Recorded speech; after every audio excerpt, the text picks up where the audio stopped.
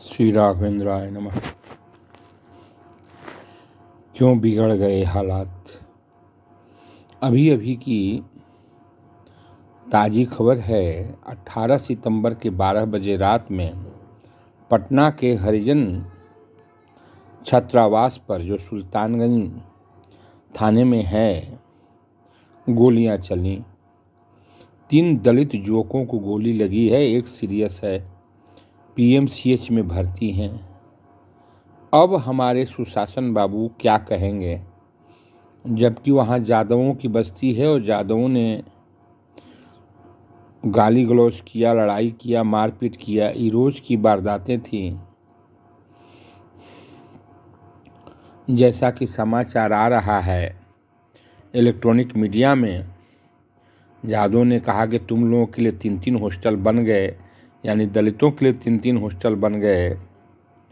तुम लोग पढ़ोगे और हम लोग नहीं पढ़ेंगे। रीतलाल यादव के भाई जाकर के खनन विभाग के इंस्पेक्टर राजेंद्र सिंह को धमकाते हैं कि मैं रीतलाल यादव का भाई हूँ, मेरा ट्रक तूने कैसे पकड़ लिया। दूसरी तरफ कार्तिकेय सिंह, जिन्हें न्यायालय बुला रहा है, वो न्यायालय से भागे हुए हैं। उसी दिन वो जा कर के मंत्रिपरिषद की सौगंध लेते हैं, मंत्रिपरिषद में शामिल होते हैं। और इसी तरह से मैं देखता हूँ कि नाव दुर्घटना में भी बालू माफिया का हाथ रहा। बालू से भरी हुई नाव आकर के टकरा गई और 45-55 आदमियों को लेकर के ये नौका पलट गई। बेगूसराय में 11 आदमियों को गोली मारी गई, एक आदमी मर गया। तब तो हमारे विकास पुरुष श्रीमान नीतीश कुमार ने कहा कि साहब, ये तो अति पिछड़ों के यहाँ गोलियां चली हैं। ये हैं श्रीमान कार्तिकेय सिंह,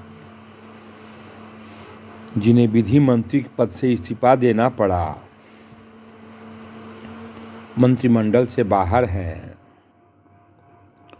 और हरिजन छात्रावास पर दलितों पर गोलियां चलाने वाले, लगता है जैसा कि लोगों ने कहा कि जादवों से ही उन लोगों की टेंशन थी और संभावना है उन्हीं लोगों ने गोली चलाई है। और श्रीमान नीतीश कुमार की खामोशी अब क्या रंग लाएगी। बिहार कहाँ चला गया। जब ये बच्चे रात में कोल्ड ड्रिंक पीने वगैरह जाते थे, अक्सर तकरार होती थी और लोग कहता था कि तुम लोग पढ़ोगे, भागो यहाँ से। बहुत सारे कमज़ोर बच्चे तो वहाँ से भाग भी गए। अब कैसी सरकार होगी, मैं ये नहीं कहूँगा कि जंगल राज आ गया है। ये कानून व्यवस्था का समस्या है। क्या करें, पार्ट 2 क्या कहें, अब समझ में नहीं आ रहा है। श्री नीतीश कुमार को कुछ न कुछ तो कहना चाहिए, कुछ न कुछ करना चाहिए।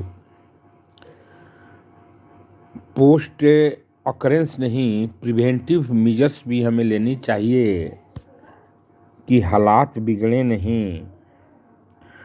लोगों को पुलिस से भय हो, न्यायालय से भय हो, लेकिन ऐसा नहीं हो पाता है।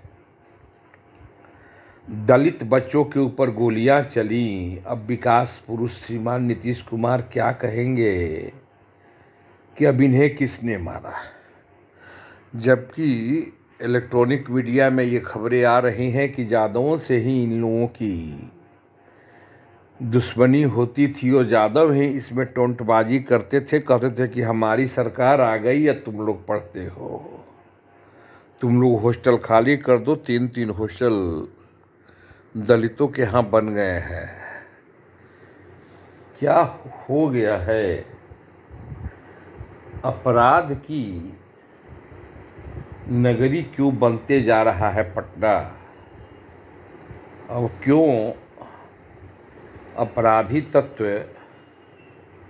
हावी हो रहे हैं और दिन प्रतिदिन घटना को अंजाम दे रहे हैं? पीरबहोर थाना में, जैसा कि आपने सुना ही, अनवर अहमद ने कॉलर पकड़ ली डीएसपी की। उनके बेटों ने बदसलूकी किया और यहाँ पर दलित छात्रों के ऊपर गोलियां चलाई गई। 3-3 छात्र चोटिल है और एक तो सीरियस है, क्योंकि उनके गर्दन में गोली लगी है। और फिर बिहार कफन में जात को ढूंढेगा और निर्दोष मारे जाएंगे। ये कुर्सी का खेल 32 साल पहले के बिहार को ला दिया है, ला करके खड़ा किया है। अब हर आदमी को हथियार लेकर के चलना होगा। हर आदमी असुरक्षित हो गया है। अब बच्चे क्या करेंगे? क्या हर आदमी को सरकार लाइसेंस देगी? आखिर सुरक्षा के क्या मापदंड होंगे? कैसे लोग समाज में जिएगा? अपराधियों ने एक समस्या खड़ी कर दी है। बेगूसराय में शूटआउट, वैशाली में शूटआउट और पटना में सुल्तान थाने में दलित छात्रावास में शूटआउट। अब तो डर लगने लगा है, न जाने ऐसा क्यों हो रहा है। ईश्वर जाने। हम तो न किसी पर दोषारोपण कर सकते,